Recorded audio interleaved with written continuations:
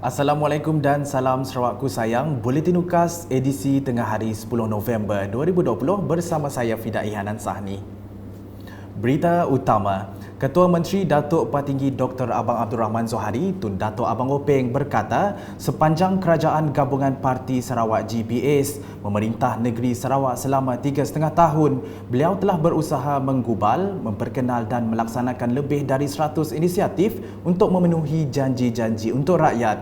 Katanya, walaupun terdapat halangan yang disebabkan penularan wabak pandemik COVID-19 dan kekurangan tenaga kerja di lapangan, ianya akan bertahan dan terus fokus untuk menjamin masa Sarawak lebih cerah di masa depan. Since these various people-oriented initiatives and achievements are too numerous for me to list down, suffice for me to highlight some of the key ones as follows. 1. Fighting for and safeguarding Sarawak rights, interests and status under MA 63. 2. Revenue re-engineering and diversifying Sarawak revenue base through imposition of sales tax. 3. Implementing the Sarawak Digital Economy Roadmap. 4. Establishing Sarawak Multimedia Authority, Sarawak Digital Economic Corporation and SENTEC to provide digital economy transformation, talent and startup development. 5. Expanding electrification and water supply, especially to rural areas. 6. Protecting people's right over ownership through recognition of native territorial domain. 7. Establishing the Sarawak TV to introduce and promote Sarawak nationwide. 8. Financial aid for government-aided school, including Chinese medium and mission school. 9.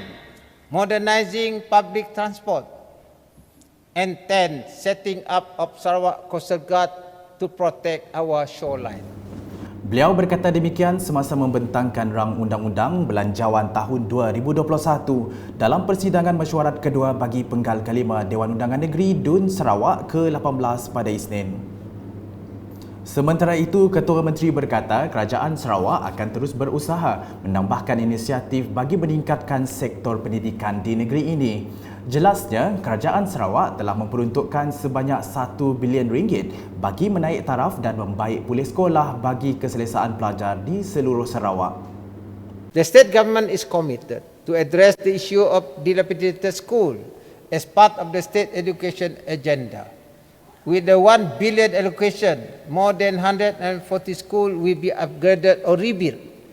In addition, the state government will also provide funding amounting to 83.3 million ringgit for the construction and completion of SK Agama Kuching No. 2, SK Ulu Segan Bintulu, SK Maludam Betong, SK Mapati Jepang, SK Pulau Kuching and SK Penasuk Daro Mukah.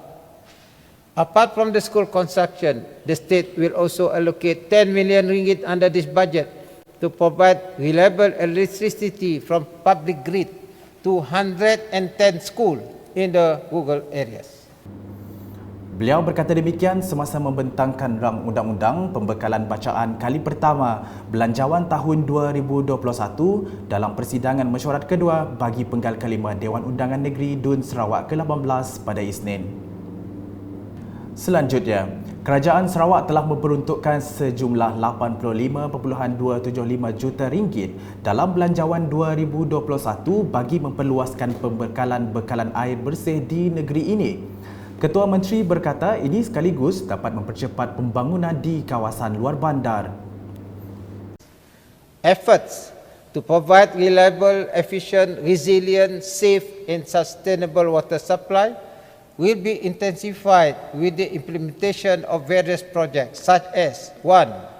Pipeline for Darul Hana project, 2. Upgrading of Berawan water treatment plant, 3. High-level tank at Balai Ruai, Saratok, 4. Long Lama water supply phase 3, and 5. Swai Water Treatment Plant, raw water intake. Beliau berkata demikian semasa membentangkan rang Undang-Undang Pembekalan Bacaan kali pertama Belanjawan tahun 2021 dalam persidangan mesyuarat kedua bagi penggal kelima Dewan Undangan Negeri DUN Sarawak ke-18 pada Isnin. Tambah Datuk Petinggi Abang Zohari, inisiatif lain ialah pelaksanaan program Grid Bekalan Air Sarawak yang sejumlah 1.710 bilion ringgit akan disediakan di bawah inisiatif pembiayaan alternatif negeri pada tahun 2021. Dalam pada itu, beliau turut mengumumkan peruntukan berjumlah 1.398 bilion ringgit yang akan disediakan tahun depan untuk skim elektrifikasi luar bandar RES di bawah inisiatif pembiayaan alternatif negeri. Assistance is also given to the rural community for connection of electricity to their houses via Additional Late Applicant Fund (ALAF) and Assisted Wiring Scheme (AWS).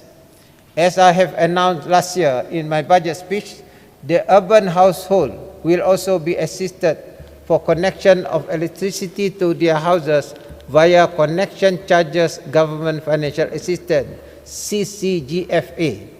This program will be continued next year with an allocation of 2.3 million ringgit under this budget. Dalam pada itu, Ketua Menteri telah mengumumkan skim bantuan sewa Sarawak yang akan diperkenalkan pada tahun depan. Beliau memberitahu skim tersebut akan memberi manfaat kepada kira-kira 20,000 buah isi rumah dari golongan berpendapatan rendah yang tinggal di kawasan bandar dengan bantuan sebanyak RM200 sebulan. Under this scheme, eligible applicants from the low income group will receive a rental assistance of RM200 per month for up to a maximum of 36 months or 3 years. A sum of 48 million ringgit will be set aside under this budget and that will benefit about 20,000 eligible households. Beliau turut memberitahu kerajaan Sarawak juga akan memperuntukkan sebanyak 390 juta ringgit pada tahun 2021 untuk pelaksanaan projek pembangunan bandar iaitu pembangunan semula Darul Hana, pembangunan semula Sungai Berdaun, pembangunan semula Kampung Tabuan Melayu, kerja-kerja infrastruktur di Kemuyang Sibu, Kampung Jepak, Bintulu, Kampung Baru, Samarahan, Kampung Segeduk Maung, Kuching dan Kampung Sepauh Betong. Berikutnya, Kerajaan Sarawak belum bercadang untuk membina sebuah hospital di daerah Julau. Menteri Muda Kerajaan Tempatan dan Perumahan Sarawak merangkap Ahli Dewan Undangan Negeri Nangka, Dr. Anwar Rapai berkata, walau bagaimanapun, Jabatan Kesihatan Negeri JKN Sarawak akan sentiasa memantau keperluan untuk membina sebuah hospital di daerah tersebut. Tambahnya, penduduk di daerah itu boleh mendapatkan perkhidmatan di Hospital Sarike. Piawaian yang digunakan oleh Kementerian Kesihatan untuk membina sesebuah hospital ialah apabila adanya penduduk berjumlah 38,000. Setakat ini bagi daerah Julau terdapat 18,000 penduduk. Oleh demikian, tidak ada perancangan oleh Kementerian Kesihatan untuk membina sebuah hospital bagi Meluan ataupun bagi daerah Julau. Walau bagaimanapun Yang Berhormat, Hospital Serike. Beliau berkata demikian bagi menjawab soalan adun Meluan Roland Duat Jubin dalam persidangan hari pertama mesyuarat kedua bagi penggal kelima Dewan Undangan Negeri Sarawak ke-18 pada Isnin. Laporan seterusnya, Sarawak memiliki kuasa autonomi sendiri untuk membolehkan negeri ini menguruskan pandemik COVID-19 mengikut keperluan dan acuan sendiri. Jelas Ahli Dewan Undangan Negeri Adun Tupong, Fazruddin Abdul Rahman, meskipun mencabar namun Kerajaan Sarawak melalui Jawatan Kuasa Pengurusan Bencana Negeri JPBN Sarawak telah berjaya menangani pandemik COVID-19 dengan baik. Jadi dengan kuasa perundangan yang ada pada negeri kita, Kerajaan Negeri Sarawak melalui SDMC ataupun State Disaster Management Committee telah berjaya mengurus pandemik COVID-19 ini mengikut keperluan dan acuan negeri kita sendiri. Satu cabaran dan perkara baru tetapi ianya telah berjaya kita urus dan tangani daripada first wave of the pandemic. Tahniah dan terima kasih saya ucapkan kepada Yang Berhormat Yang Amat Berhormat Ketua Menteri Abang Jo dan pengurusi SDMC, Yang Berhormat Datuk Ahmad Douglas Ugah serta seluruh ahli SDMC. Dan tahniah dan terima kasih juga kepada seluruh frontliners kita yang telah berkorban demi keselamatan kita semua. Beliau berkata demikian semasa membahaskan rang undang-undang RUU langkah sementara kurang kesan COVID-19 semasa mesyuarat kedua bagi penggal kelima Persidangan Dewan Undangan Negeri DUN Sarawak ke-18 pada Isnin. Sekian edisi Tengah Hari bersama saya Fidai Hanan Sahni dan kru penerbitan. Ikuti berita selanjutnya pada edisi malam. Dapatkan pelbagai berita terkini Sarawak di Facebook, Instagram, Twitter, aplikasi Telegram UKAS serta UKAS Channel di YouTube. Salam UKAS.